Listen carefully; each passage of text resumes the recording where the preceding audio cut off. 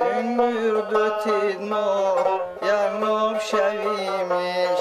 Üngürdü tilmor, yağnop şevimiş. Çizoyti bidumuyor, sam çiçekçiniymiş. Çizoyti bidumuyor, sam çiçekçiniymiş. Guluklar tirit. Яғноб даре дар 150 километри Душанбе воқеъ дар ҳудуди ноҳияи айнии вилояти Суғд. дар баландкӯҳҳои ин мавзеи дурдаст ҷамъияти кӯчаке бо номи яғнобиҳо зиндагӣ мекунанд ки забону фарҳанг ва шеваи хоси зиндагии худро доранд. ин ҷамъияти кӯчак мероси бузурги фарҳангии Суғди қадим, як давлати тоҷикон аз 5000 сол пешро то кунун ҳифз кардааст. ибтидои асри 20 то барқарории ҳукумати шӯравӣ дар ин мавзеъ дар 32 деҳ ҳудуди 4000 нафар яғнобӣ зиндагӣ мекард. соли 1970 асри гузашта мардуми яғнобро аз мавзеи зисти таърихӣ ба ноҳияи Зафаробод муҳоҷир карданд. муҳоҷирате ки ба дунбол зиёни ҷиддие ба ин забони суғдии нав ё яке аз гӯишҳои он ки мансуб ба гурӯҳи забонҳои шарқии эронӣ ҳаст ворид кард. ахиран пажӯҳишгоҳи забон ва адабиёти назди фарҳангистони улуми кишвар ба вазорати маориф ва илми Тоҷикистон пешниҳод кард то дар маҳалҳое ки яғнобиҳо дар он ҷо зиндагӣ мекунанд дар барномаи таълимиашон ҳафтаи 2 соат дарси забони яғнобӣ ворид карда шавад. бо ташаббуси ин пажӯҳишгоҳ ба муносибати рӯзи забони модарӣ ки бо қарори ЮНЕСКО ҳамасола охири моҳи феврал таҷлил мешавад, як нишаст таҳти унвони забони яғнобӣ ва омӯзишу мушкилоти он баргузор гардид. дар ин нишаст суҳбатсари забонҳое буд ки дар арафаи нобудӣ қарор доранд ва аз ин рӯ ба ғамхории хос ниёз доранд. бо дар назар дошти ин, аз ҳоло барои ҷорӣ кардани фани забони яғнобӣ забоншиносон омодагӣ гирифтаанд.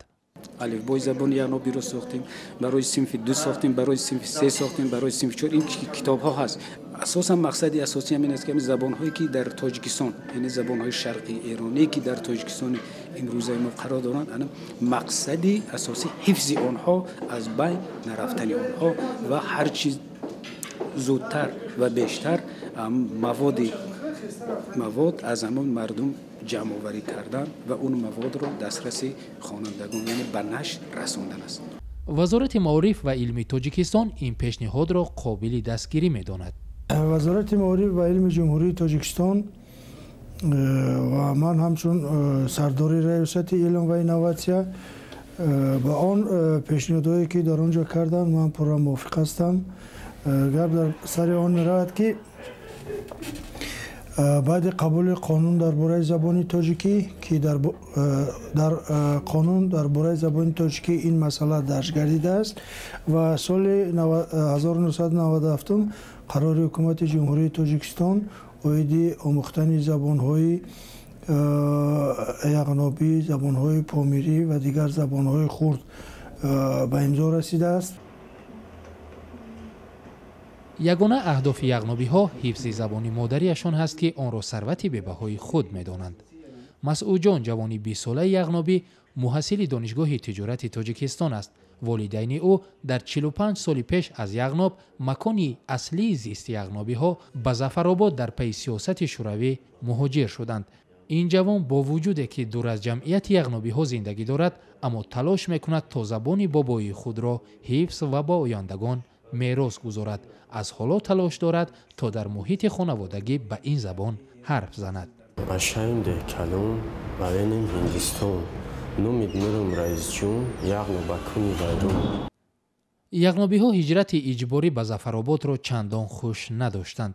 ин буд ки гурӯҳе аз онҳо пинҳонӣ аз Зафаробод дубора ба дараи яғноб бармегаштанд. бозгаште ки хилофи сиёсати давр буд ва онро роҳбароне ки мехостанд дар водиҳо бо ҳиҷрати иҷбории сокинони кӯҳистон пахтакориро ривоҷ диҳанд хуш надоштанд. яғнобиҳои фирорӣ тавонистанд беш аз 10 деҳи бобоии худро дубора обод кунанд ва ҳоло дар ин дараи душворгузар ҳудуди 500 нафар забону фарҳанги таърихиеро дар баробари таҳдидҳои ҷаҳонишавӣ ҳифз мекунанд.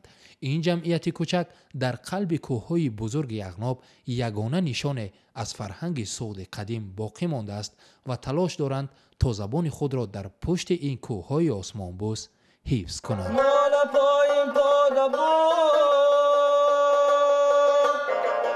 ستیم گدر یابو گوخاری بار جور جور افسوس گدر پر لگی